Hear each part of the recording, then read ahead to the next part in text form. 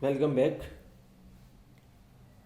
Lecture 1માં આપણે classical mechanics એટલે કે 501 પેપર 501નો યુનિટ 3 જે ક્લાસિકલ મિકેનિક છે એનો પહેલો પાર્ટ લાંગ્રાન્જિયન ફોર્મ્યુલેશન વિશે ચર્ચા કરી, જેમાં આપણે જોયું કે ક્લાસિકલ મિકેનિક્સ એટલે શું, પછી જોયું કન્સ્ટ્રેન્ટ ગતિ પ્રબંધકો, એના પ્રકાર પોલોનોમિક, નોન હોલોનોમિક, સ્કેરોલોમસ, નોન, પછી કન્ઝર્વેટિવ, ડિસિપેટિવ, બિલેટરલ, આ બધા જ વગેરે જેવા બધા જ કન્સ્ટ્રેન્ટ્સની માહિતી આપણે મેળવી હતી અને એમની વ્યાખ્યા જોઈ.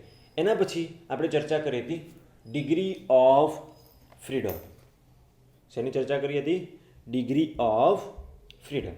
ઓકે, તો હવે આપણા ટોપિકને આગળ વધારતા આપણે જોઈએ તો એમાં ટોપિક છે જનરલાઇઝ કોઓર્ડિનેટ્સ, વ્યાપક યામ. તમે કોઓર્ડિનેટ્સ એટલે કે X Y Z, R theta Z, R theta phi, આ બધા જ કોઓર્ડિનેટ વિશે આપણે જાણીએ છીએ. પણ એ જ કોઓર્ડિનેટને જનરલાઇઝ ફોર્મમાં કઈ રીતે લખાય? બરાબર, આપણે એક્સ વાય ઝેડ જે આપણા નોર્મલ કોઓર્ડિનેટ્સ હતા એ ન્યૂટનિયન મિકેનિક્સમાં એનો ઉપયોગ કરી આપણે ઘણા બધા જ ઉદાહરણો અને થિયરીઓમાં એનો ઉપયોગ કર્યો છે. હવે ન્યૂટનિયન મિકેનિક્સમાં આપણે એક્ઝામ્પલ સોલ્વ કરતા તો આપણને વધારે સમય જાય, બરાબર છે. એની કાઇનેટિક એનર્જી અને પોટેન્શિયલ એનર્જી શોધવા માટે આપણે થોડું વધારે લેન્ધી થઈ જાય. તો લાંગ્રાન્જિયન ફોર્મ્યુલેશન એ ન્યૂટનિયન મિકેનિક્સ જેવું જ છે, પણ એનું શોર્ટ ફોર્મ એ નાનો સ્વરૂપમાં કરીને આપે છે, બરાબર છે.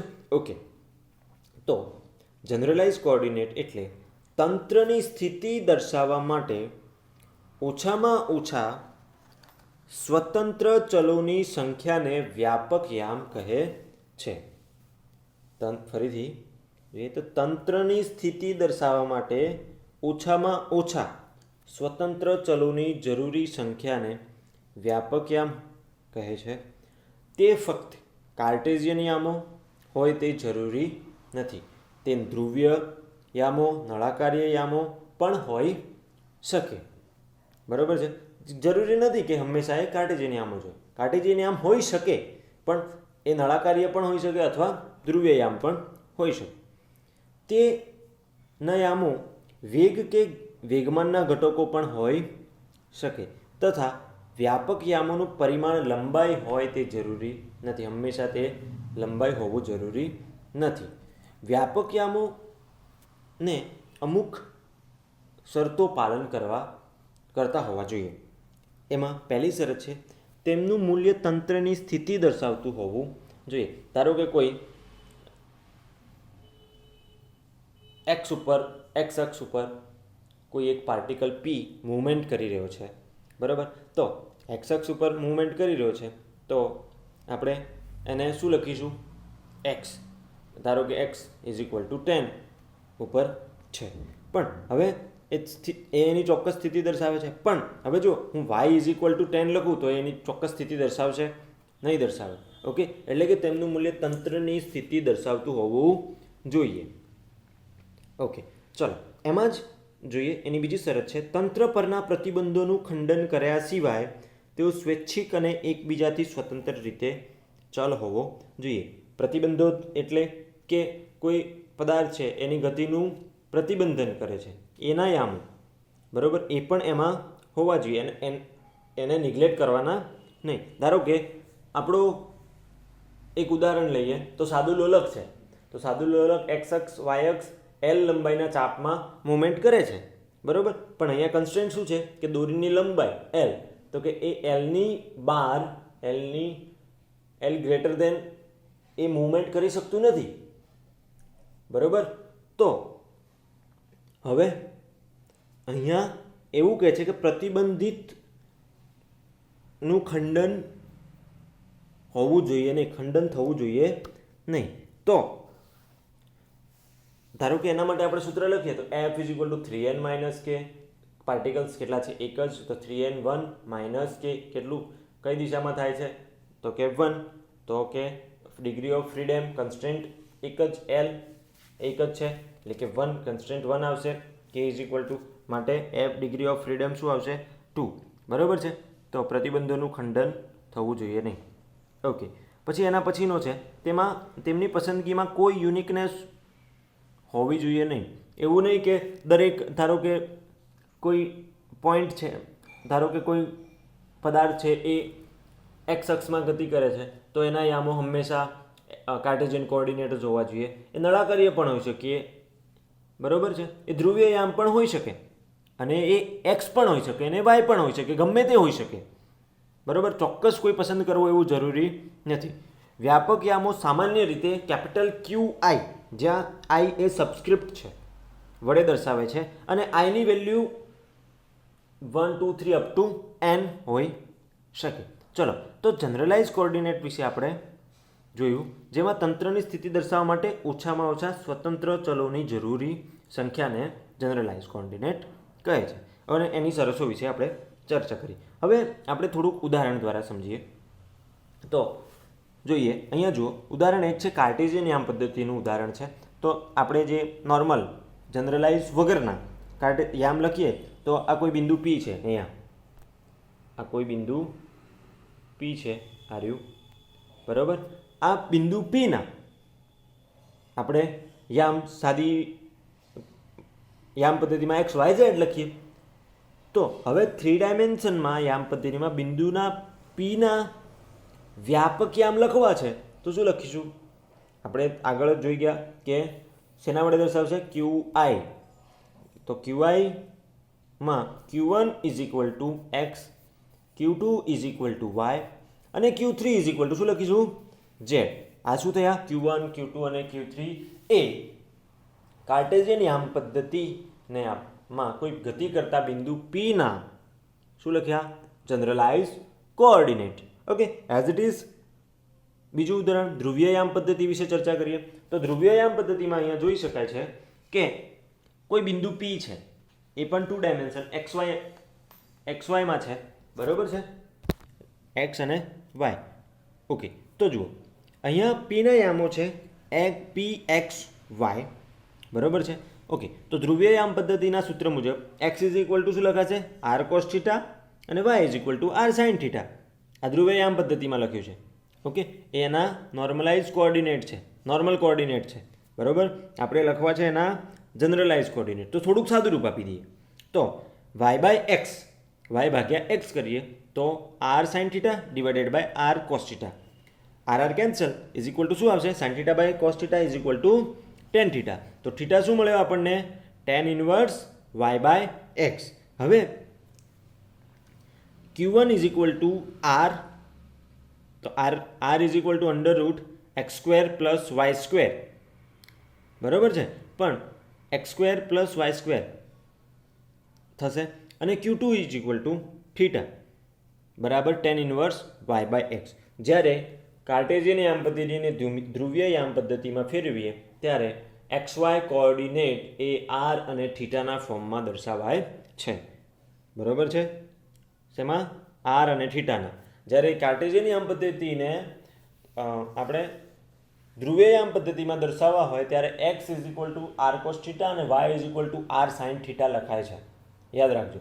ઓકે, અને એ બંનેનો ઉપયોગ કરી આ R અને થીટામાં ફેરવવાનું રહે છે. પછી આ જે R અને થીટા મળ્યા એને આપણે જનરલાઇઝ કોઓર્ડિનેટ કહીશું, Q1 અને Q2. ઓકે, આપણે બે ઉદાહરણ જોયા. હવે એક એક્સ્ટ્રા એક ઉદાહરણ જોઈ લઈએ. તો નળાકાર્ય યામ પદ્ધતિ. શું જોઈએ? નળાકાર્ય યામ પદ્ધતિ. એમ જ જોઈ લઈએ આપણે. તો નળાકાર્ય યામ પદ્ધતિ જ્યારે કોઓર્ડિનેટ્સ હોય આપણી જોડે, ધારો કે કોઈ 3 એક્સિસમાં કોઈ કોઓર્ડિનેટ છે 3 ડાયમેન્શનમાં, તો નળાકાર્ય યામ પદ્ધતિ શું થશે? R થીટા અને Z. નળાકાર્ય યામ પદ્ધતિ R થીટા અને Z વડે દર્શાવે, બરાબર છે. તો R ની વેલ્યુ કેવી હશે? તો R is equal to under root x square plus Y square, same જ હશે. અને Q2 જેને આપણે થીટા કહીશું, તો થીટાની value tan inverse y by x અને Q3 બરાબર Z થશે. ધ્રુવીય યામ અને નળાકારીય યામ પદ્ધતિમાં નવો કોઓર્ડિનેટ ઝેડ આવશે, જેને આપણે Q3 કહીશું. તો ફરીથી જોઈ લઈએ તો કે નળાકારીય યામ પદ્ધતિમાં 3 હોય યામ, આર, થીટા અને ઝેડ. આર અને થીટા જે ધ્રુવીય યામ પદ્ધતિમાં હતા એવા ને એવા, પણ એક નવો કોઓર્ડિનેટ એડ થશે ઝેડ. બરાબર છે. ધારો કે એને આપણે Q3 બરાબર ઝેડ કહી શકીએ. ઓકે, ચલો. તો આથી નળાકારીય યામ પદ્ધતિ. આના પછી જોઈ લઈએ આપણે ગોલીય યામ પદ્ધતિ. તો ગોલીય યામ પદ્ધતિમાં પણ 3 યામ હોય, આર, થીટા અને ફાઈ. નળાકાર્યમાં આર, થીટા અને ઝેડ હોય, જ્યારે ગોલીય યામ પદ્ધતિમાં આર, થીટા અને ફાઈ. ઓકે, તો ચલો એના દર્શાવવા માટે 3 ડાયમેન્શનમાં દર્શાવવું છે. તો R is equal to X square plus Y square plus Z square દર્શાવીશું. થીટા ઇઝ ઇક્વલ ટુ, અહીંયા સૂત્ર સાથે ગોલીય યામ પદ્ધતિમાં theta is equal to cot inverse Z upon X square plus Y square. બરાબર છે. ઓકે, હવે ફાઈ માટે લખીએ તો શું લખાશે? ફાઈ માટે લખવું હોય તો Q3 બરાબર phi is equal to tan inverse Y by X. Okay, ચલો હવે જોવું હોય તો અચળ વેગ v વેગથી એક દિશામાં ગતિ કરતી અચળ યામ પદ્ધતિ સરખા વેગ v થી x દિશામાં ગતિ કરતા બળ માટે પણ કેવી ગતિ કરે છે? અચળ યામ પદ્ધતિથી ગતિ કરે છે. ઓકે, તો જુઓ, ધારો કે આ કોઈ બિંદુ P છે, આ v વેગથી આ દિશામાં ગતિ કરે છે. શેમાં? v દિશામાં આ વેગ કોઈ v વેગથી ગતિ કરે છે, પણ કઈ દિશામાં? x અક્ષ દિશામાં. ઓકે, y અક્ષ બદલાતી નથી. હવે અહીંથી આમ સીધું. ઓકે, તો ચલો, તો Q1 દર્શાવવું હોય તો Q1 ના પ્રારંભિક યામ શું હતા? x. કેટલા વેગથી ગતિ કરે છે? તો x ડોટ. x ડોટ એટલે વેગ છે, dx બાય dt, જેને આપણે v વડે દર્શાવીશું. ઓકે, તો આ Q1 મળી ગયો આપણને, અને Q2 શું મળશે? Q2 is equal two Y અને Q3 is equal to Z. Okay, ચલો, તો આ હતી સરખા v વેગથી x દિશામાં ગતિ કરતા અચળ યામ પદ્ધતિ. બરાબર. ઓકે, હવે આપણે હાલ જોયું, શું જોયું? તો જનરલાઇઝ કોઓર્ડિનેટ્સ, એની વ્યાખ્યા એ શું છે, એની શરત, અને એના પછી આપણે એના ઉદાહરણ સમજ્યા, કાર્ટેશિયન, ધ્રુવીય, નળાકાર્ય, ગોલીય વગેરે જેવા. ઓકે, એના પછીનો ટોપિક છે વ્યાપક યામ પદ્ધતિ. બરાબર છે. ધારો કે n કણોની બનેલી પ્રણાલીના કણોના સ્થાન સદિશ Ri, જ્યાં i is equal to 1, 2, 3 up to n આપેલ t સમયે કણનું સ્થાન સ્થિર છે. સ્થાન સદિશ Ri એ વ્યાપક યામોના વિધેય સ્વરૂપે દર્શાવતા. ઓકે, ચલો બાજુમાં એક આકૃતિ દોરી દઉં. તો આ કોઈ અંદર પાર્ટિકલ્સ છે, આના યામ છે Q1, Q2, Q3 અને Qn.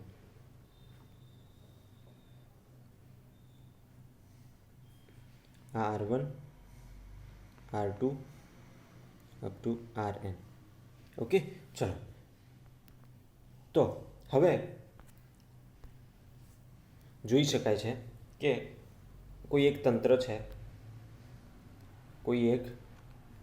છે, આ એમાં અલગ અલગ પાર્ટિકલ્સ જેના યામ છે Q1, Q2, Q3 અને Qn. n પાર્ટિકલ્સ છે એવું માની લઈએ.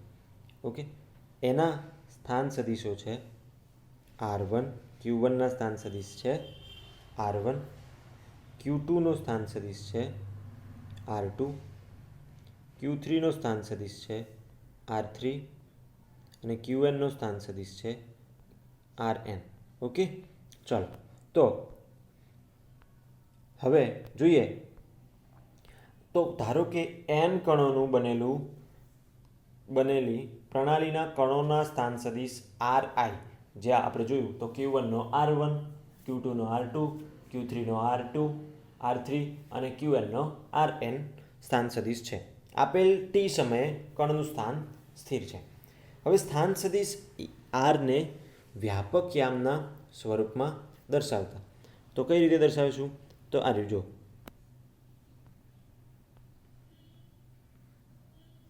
આ દેખાય તો r I is equal to સદિશ r I is equal to r i કૌંસમાં Q1 Q2 up to Qn comma t, જ્યાં Q1 Q2 એ શું છે? સ્થિર તંત્રની અંદર રહેલા કણોની સંખ્યા, એટલે કે કણોના યામ છે. ઓકે, હવે Q1 Q2 Q3 એને શોર્ટ ફોર્મમાં Qj વડે દર્શાવી શકાય. તો નીચેનો ઇક્વેશનમાં શું દર્શાવ્યું છે? Ri is equal two Ri કૌંસમાં Qj કોમા ટી, જ્યાં J is equal to 1 2 3 up to n. ચલો, તો ટી સમયે તંત્ર સ્થિર હોવાથી તેનું સ્વૈચ્છિક સ્થાનાંતર, આર્બિટરી સ્થાનાંતર, જ્યાં સ્થાનાંતર છે બહુ નાનું હશે, બરાબર છે. તો એના માટે કયું સૂત્ર વપરાશે? Euler theorem. પાર્શિયલ ડેરિવેશન માટે જે યુરલ થિયરમ હતો ને એનું ફોર્મ વપરાશે. તો ડેલ્ટા આર આઈ બરાબર, ચલો હું 3 પાર્ટિકલ્સ માટે લખું તો ડેલ્ટા આર વન એનો સ્થાન સદિશ divided by delta Q1 plus delta R2 plus delta Qj. Okay, આ અને એના થિયરમ મુજબ અહીંયા શું આવશે? ડેલ્ટા પાર્શિયલ ડેરિવેશન Q1 અહીંયા સાઈડમાં આવશે, બરાબર છે. એઝ ઇટ ઇઝ આનામાં પણ આવશે. ઓકે, તો ડેલ્ટા અહીંયા શું આવશે? Delta Q2. ઓકે, ચલો, તો હવે આ n કણો માટે લખ્યું. તો n કણોને આપણે સિમ્પલ સમેશનમાં ફોર્મ્યુલા લખો તો summation J is equal to 1 up running from n. તો delta R I del R I divided by del Qj is equal to ડેલ્ટા Qj, જ્યાં Qj એ શું છે? આભાસી સ્થાનાંતર, અને Q1 2 3 એ શું છે? કોઓર્ડિનેટ્સ છે, બરાબર છે. ઓકે, ઉપરના સમીકરણમાં સમય પર સ્પષ્ટપણે આધારિત પદોનો અભાવ છે, કારણ કે અહીંયા આપણે ટીને કોન્સ્ટન્ટ માન્યો છે. આ જે થિયરી છે એમાં શું માન્યો છે? ટીને કોન્સ્ટન્ટ, એટલે કે સમય આધારિત પદો નથી, એટલે તેને શું કહીશું આપણે? આભાસી સ્થાનાંતર. ડેલ્ટા Qj પણ આભાસી સ્થાનાંતર છે, તેને વ્યાપક સ્થાનાંતર પણ કહે છે.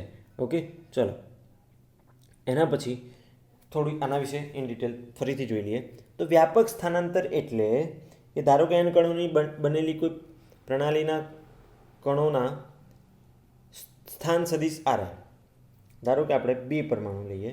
હાલ આપણે 2 પરમાણુની વાત કરીએ. તો આ કોઈ છે પ્રણાલી, એમાં 2 છે, R1 R2, બરાબર.